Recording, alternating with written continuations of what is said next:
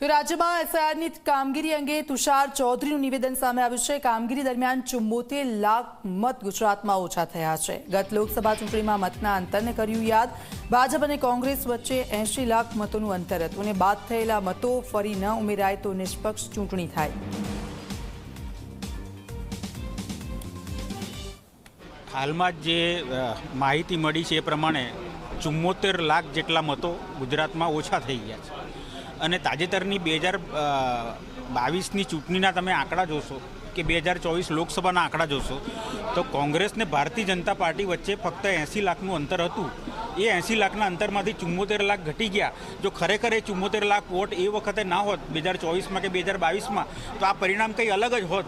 એનો મતલબ સ્પષ્ટ થાય છે કે જે રાહુલ ગાંધી જે વાત કરે છે કે વોટ ચોરી કરીને ભારતીય જનતા પાર્ટી ચૂંટણી જીતે છે એના કારણે જ આ 74 લાખ મતોને કારણે જ એ લોકો આટલી વિક્રમજનક 156 બેઠકો પણ મેળવી શક્યા અને લોકસભામાં 25 બેઠકો મેળવી શક્યા। એનું કારણ આ 74 લાખ મતો હતા।